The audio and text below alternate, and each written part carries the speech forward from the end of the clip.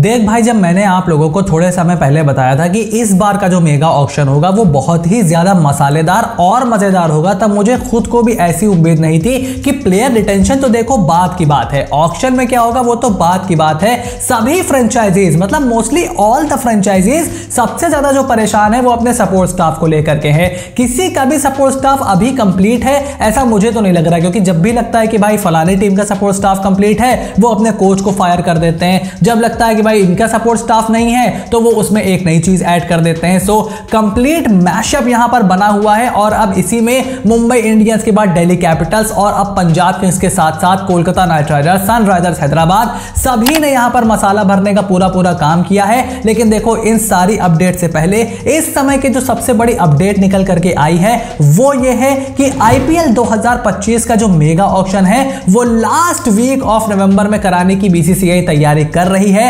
ऐसा multiple publications ने यहां पर रिपोर्ट किया है। अब कुछ पब्लिकेशन कह रही हैं कि भाई 27 और 28 तारीख को रियाद में हो जाएगा, कोई बता रहा है कि नहीं भाई 30 नवंबर को होगा। अभी 2 दिन पहले सिंगापुर का नाम चल रहा था, अब दोबारा से रियाद का नाम आ गया है, बिकॉज अपेरेंटली इस समय रियाद सीजन चल रहा है। एक बहुत ही हाई प्रोफाइल बॉक्सिंग मैच अभी वहां पर हुआ है बेटर बीव और बी बॉल का, सो वहां पर उनके पास इंफ्रास्ट्रक्चर भी अवेलेबल है, वहां पर इस समय बड़े बड़े लोग भी मौजूद हैं जो कि स्पोर्टिंग एक्टिविटीज में पार्टिसिपेट कर रहे हैं। सो एक अच्छा ऑप्शन हो सकता है। सिंगापुर भी एक बढ़िया ऑप्शन है, रियाद भी एक बढ़िया ऑप्शन है, बट डेट को लेकर के अभी पूरी तरीके से क्लैरिफिकेशन नहीं है। चाहे 27-28 हो, चाहे 29-30 हो या फिर 30 और 1 हो, हमें उससे कोई बहुत ज्यादा फर्क तो पड़ना नहीं है। लेकिन मेरा जो बुनियादी सवाल है देखो वो ये है कि भाई मान लो 31 अक्टूबर तक आप प्लेयर की रिटेंशन कर रहे हो कि भाई 31 अक्टूबर तक तुम हमको बता दो कि भाई तुमने किसको रिटेन करना है, किसको रिलीज करना है। फिर अगर आपको याद हो तो एक विंडो खुलती है, रजिस्ट्रेशन विंडो।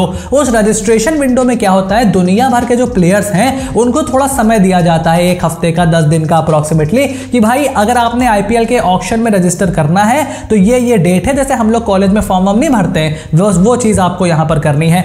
फिर उसमें कोई 2-3 हजार लोग, 1500 लोग खिलाड़ी जो होते हैं वो अपना रजिस्टर करवा लेते हैं। फिर क्या होता है, बीसीसीआई शॉर्टलिस्ट करता है, फ्रेंचाइजी बताती हैं कि वो किसको चाहती हैं कि ऑक्शन में आए। जब सभी फ्रेंचाइजीज अपना बताती हैं फिर बीसीसीआई उसको शॉर्टलिस्ट करके कोई 500, 600, 700, 800 जो भी उनको शॉर्टलिस्ट करना होता है तो एक बड़ा चंक ट्रिम डाउन करता है बीसीसीआई। इतना सब कुछ क्या आप 20-25 दिन में कर लोगे?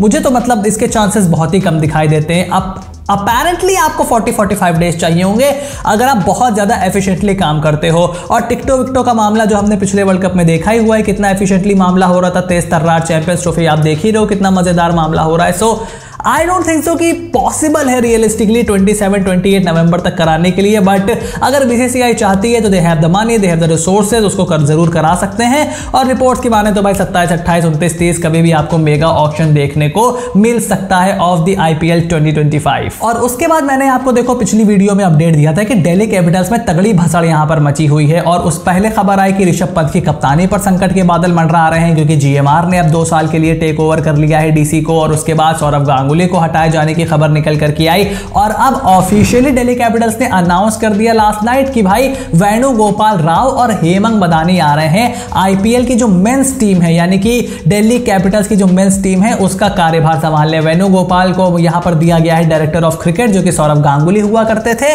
और हेमंग बदानी को यहां पर हेड कोच अपॉइंट कर दिया गया है, जो पोजीशन रिकी पॉन्टिंग की थी। मतलब सौरव गांगुली से वेणुगोपाल राव, रिकी पॉन्टिंग से हेमंग बदानी। क्या ये अच्छी चॉइसेस हैं? देखो इस पर मैं कोई भी कमेंट नहीं करूंगा।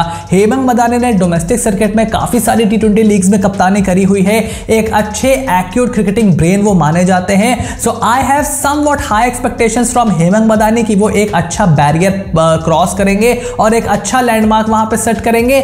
बट उसके अलावा वेणुगोपाल राव ने उसी मैच में डेब्यू किया था 2004 में दिसंबर में, जिसमें महेंद्र सिंह धोनी ने डेब्यू किया था। मैं जब वो मैच देख रहा था तब टी शर्ट पे नाम तो मुझे दिखा नहीं था क्योंकि दोनों बंदे सामने सामने बैठे थे, मैं बहुत छोटा था, तो मैं सोच रहा था धोनी वेणुगोपाल राव है और वेणुगोपाल राव को मैं धोनी समझ रहा था। वो तो जब धोनी बल्लेबाजी करने आए तो वो तो मतलब एक अलग कहानी हो गई।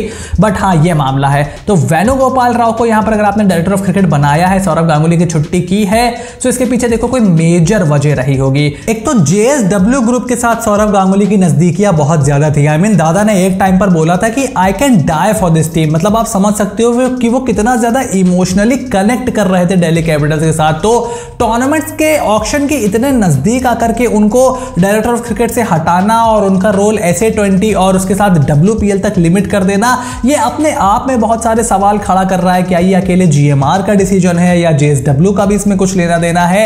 Well that is the answer only somebody from inside the Delhi Capitals can give. उसके बारे में हमारे पास एट दिस मोमेंट तो बहुत ज्यादा नॉलेज नहीं है, बट हाँ मामला ये जरूर है कि सौरव गांगुली अब वहां पर डायरेक्टर ऑफ क्रिकेट नहीं है और ऋषभ पंत की कप्तानी भी थोड़ा सा डेंजर में यहां पर पड़ रही है। और उसके बाद अगली अपडेट निकल करके आई है मुंबई इंडियंस के कैंप से, जहां पर भाई अगर तुम 5 स्पोर्ट्स के रेगुलर व्यूअर हो तो तुमको तो पता है कि इस चैनल पर हमारा हमेशा से स्टैंड यही रहा है कि रोहित शर्मा रिटेन होने वाले हैं। और अब वो रिपोर्ट्स जो कि रोहित शर्मा को अलग अलग फ्रेंचाइजीज में भेज रही हैं पिछले 2-3 महीने से, उन्होंने भी मानना शुरू कर दिया है कि भाई रोहित शर्मा का रिटेंशन ऑलमोस्ट कंफर्म हो चुका है।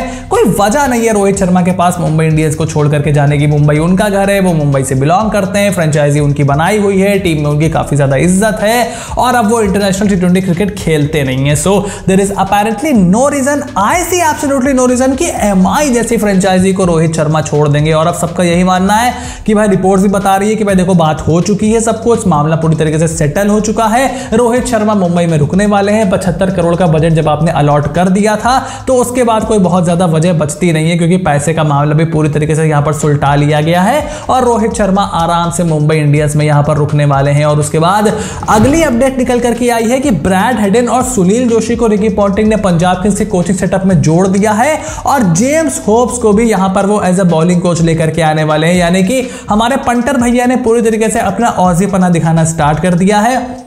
यहां से वो लेकर के जा रहे हैं जेम्स होप्स को, जो कि दिल्ली कैपिटल्स में उनके साथ थे। उसके अलावा ब्रैड हेडन को भी वो अपने साथ लेकर के जा रहे हैं, वो भी ऑस्ट्रेलिया से बिलोंग करते थे। और अब सुनील जोशी को भी उन्होंने कोचिंग सेटअप में जोड़ दिया है।